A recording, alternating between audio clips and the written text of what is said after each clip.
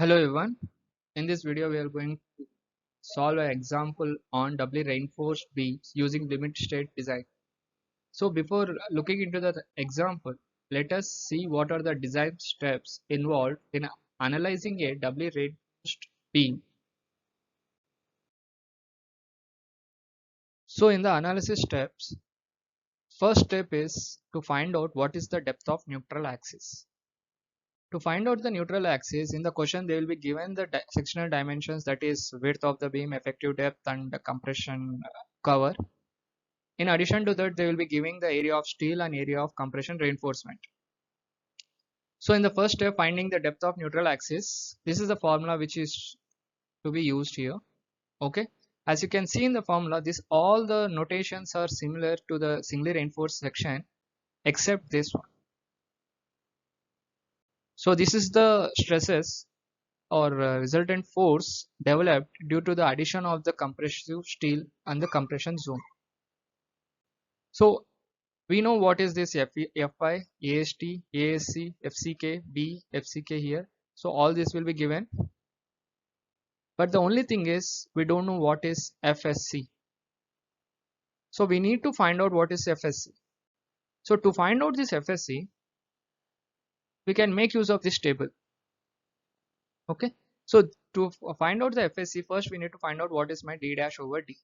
Here D dash is nothing but the cover which we consider in the compression zone, and small d is nothing but effective depth. So if you divide this cover over effective depth, we'll be getting some ratio. So we need to check the ratio where exactly it is lying. So based on that, based on the grade of the steel, we need to interpolate and get the value.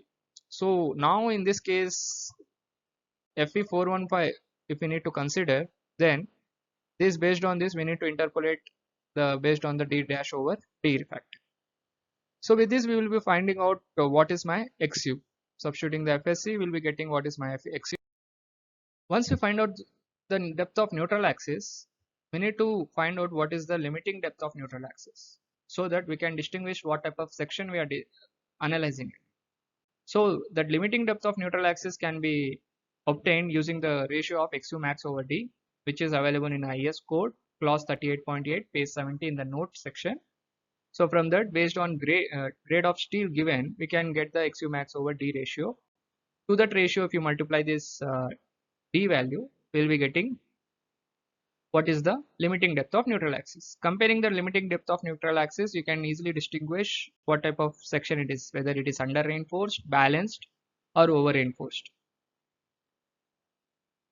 So once you have found out and compared the depth of neutral axis and distinguish the beam, we need to find out the ultimate moment of resistance.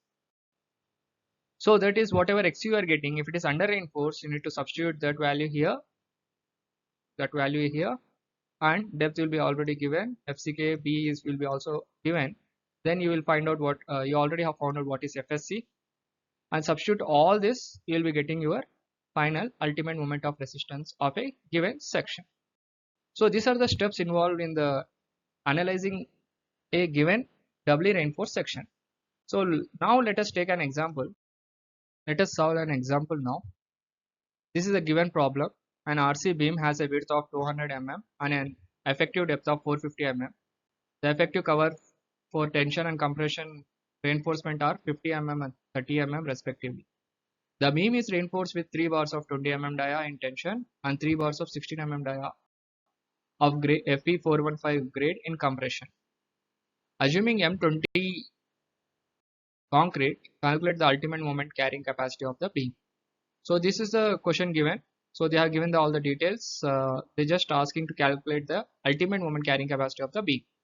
So now in the question, they are, as you can see in this figure, as well as in the question, the width they have given as 200 mm and effective depth as 450 mm.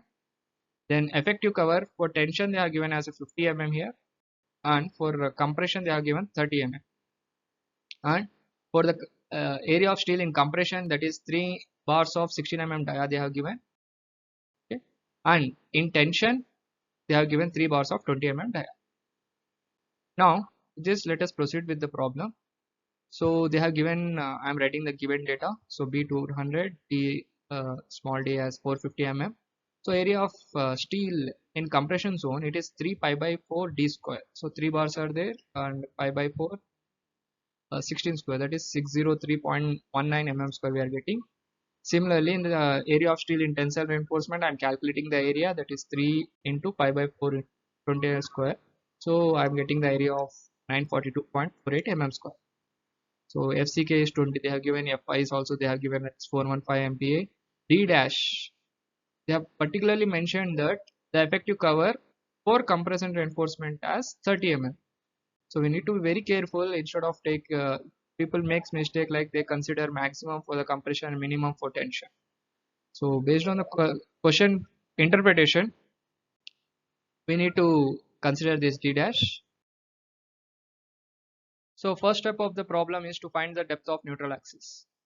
So as we have seen that this is the formula which we will be using to calculate the depth of neutral axis, that is XU equals to 0.87 F by AST minus FSC minus 0.447 FCK into ASC over 0.362 FCK Now as we already discussed that we need to find out what is FSC. FSC can be obtained using this table. To find out FSC, the first thing is I need to figure out what is my D dash over D.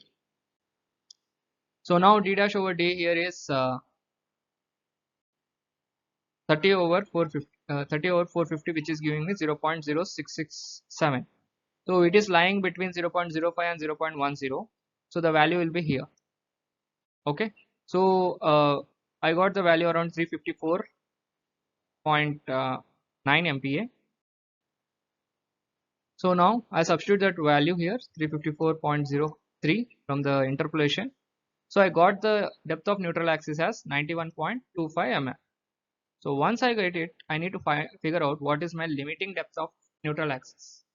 So that is nothing but XU max over D. We can get it from the IS code in clause 38.1, page number 70. So we already know for FE 415 the value is 0.48. So I want to find out what is my limiting depth of neutral axis. When I multiplied the effective depth, I am getting 316 mm, which is greater than the XU depth of neutral axis which we obtained from the given sectional properties. So this beam is under reinforced.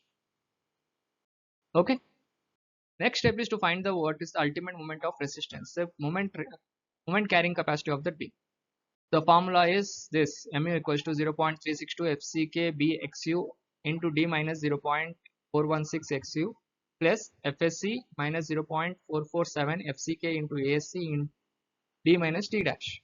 So this is my resultant force of compression for concrete. This is the lever arm, and this is the resultant force due to the compressive steel bars, and this is the lever arm.